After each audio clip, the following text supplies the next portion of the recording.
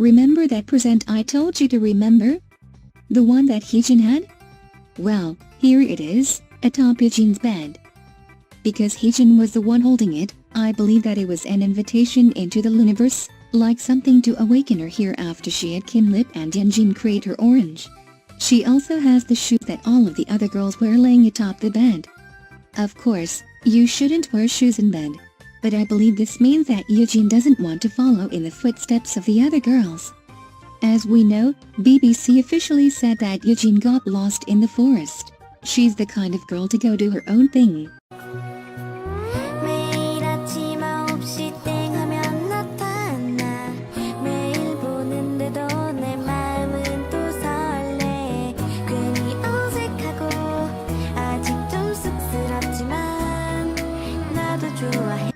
This scene is an important one. From this scene forward, Yeonjin thinks of herself as royalty, like a princess. She has 3 suitors, and 1 more to come. That is why I mentioned the shoes on the bed. She doesn't want to wear those uniform shoes. She wants to wear her expensive and mature royalty heels.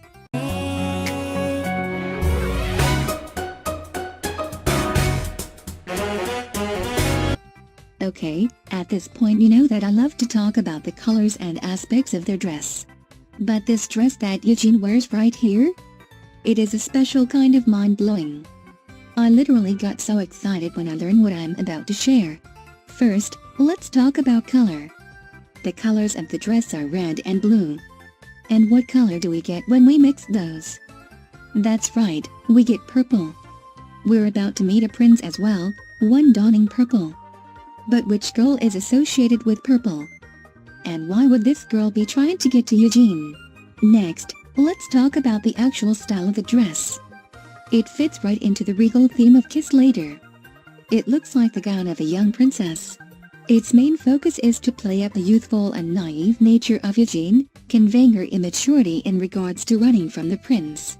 But now, let's talk about what I believe to be the best part of this main outfit. The flower on her neck. It clearly is a blue carnation.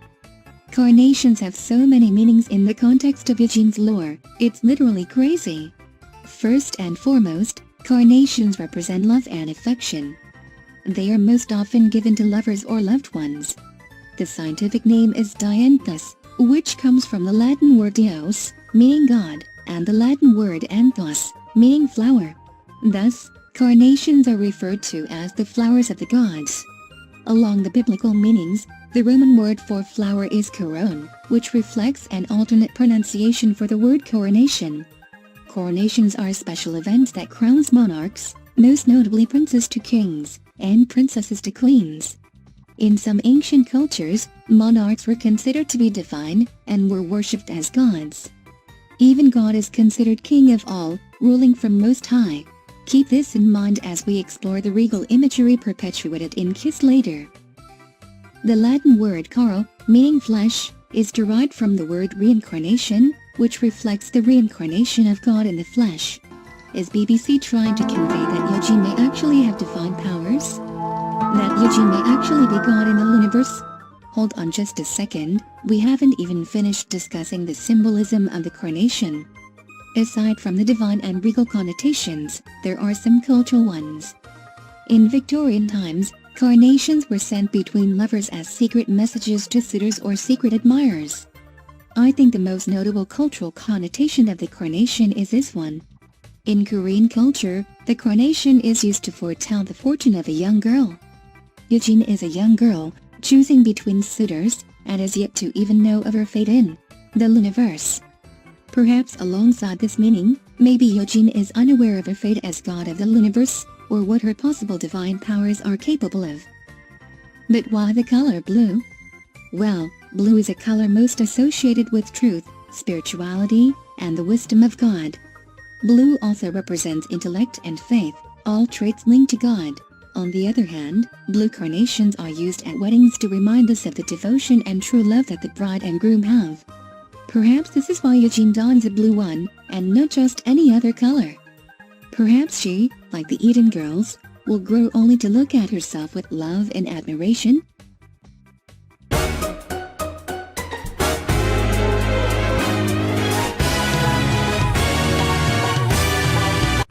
Remember that dancing prince we saw in the carol that I told you to remember?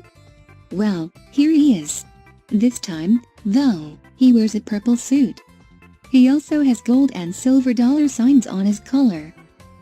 Purple is a color most often associated with royalty, a mixture of blue, the wisdom of God, and red, passion and the flesh of God. It is a color of grandeur, luxury, wealth, nobility, devotion, and mystery. These, judging from the Frog Prince's dress, seems to be evident. If you have a keen eye, you may also have noticed that the prince dances ballet, a very royally funded form of dance. The ballet we know today was funded by the Renaissance courts of 15th century Italy, and was further pushed into France by Catherine de' Medici, Queen of France. The ballets were often long and elaborate, with fanciful costumes and entire orchestras. These ballets were used to flaunt the wealth of the country they hailed from. Aside from the ballet, the prince wears gold-trimmed shoes, and dances beneath a glowing chandelier. These visuals represent a crown, and someone of noble birth and stance. But why does the prince appear from the darkness? Well, we established that the dark from Hassel's Let Me In represented her heart, so I believe the same for Eugene. The prince desires her whole heart, and he attempts to infiltrate it with his charms.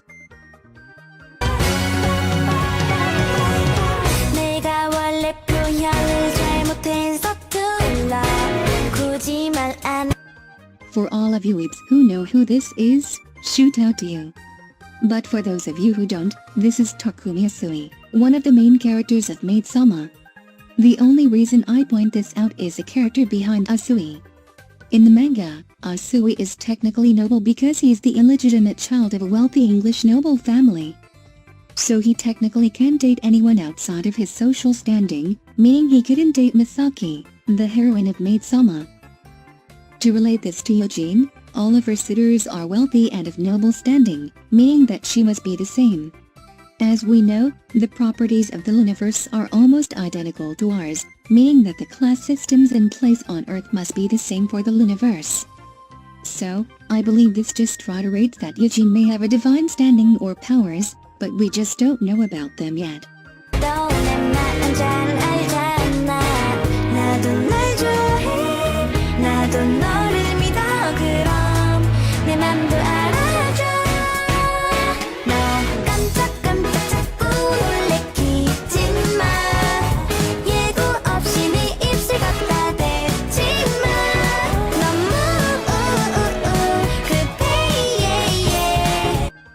Nice frame to stop at, I know lol. But let's talk about this frog.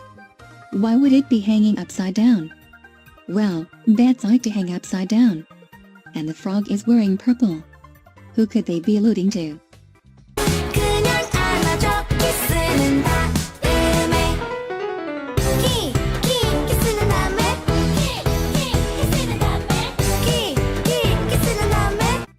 Look, Eugene is wearing the fanciful dress that Hassel saw in the carol. She even dons her own crown with it. In this scene we see red curtains, those like you would see in a theater. They are dramatic, and convey that Eugene's regal life is like a play, filled with dreamy princes, and enchanting gowns. In the back there is a small marionette theater, one like those from the 15th century Renaissance.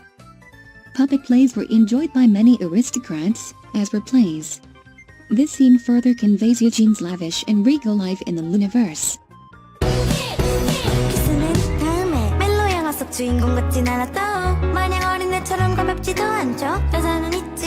Have I ever mentioned how much I love BBC's creativity? The shoes that Eugene only wears in the scenes where she wears the white dress and crown are Youngzilla Little Princess shoes. This is deliberate on BBC's behalf. Eugene is a little princess only when accompanied by the Frog Prince.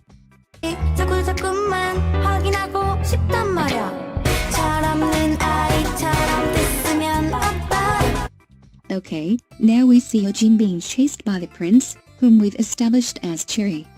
First, I want to talk about Eugene's new dress and carnation. The dress she wears is pink, which is a color universally known to represent love for oneself and others. It is also a charming, romantic, and feminine color. This is perhaps why she is being chased by the Frog Prince. The color is irresistible to him, as he wants to kiss Eugene very much, and is her admirer. The trim of her dress is purple, which is Cherry's color, but also reflects Eugene's regal stance in the Loonaverse. Did you notice the apple in the painting? I believe it's telling us that Cherry is chasing Eugene, attempting to summon her to reject Eden. The red carnation of her dress reflects the love and admiration she may have for herself, as well as the love and admiration the Frog Prince has for her.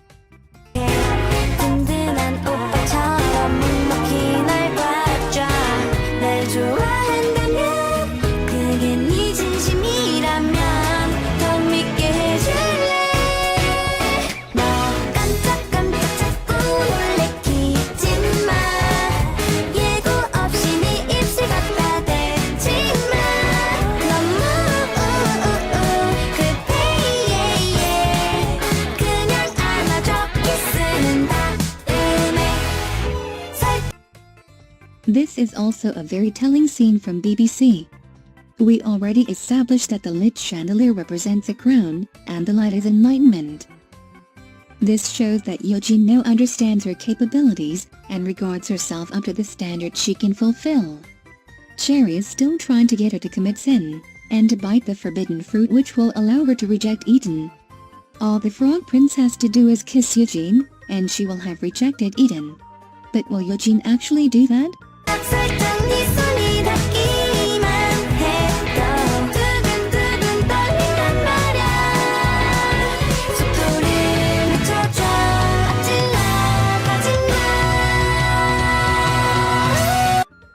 No, of course she won't.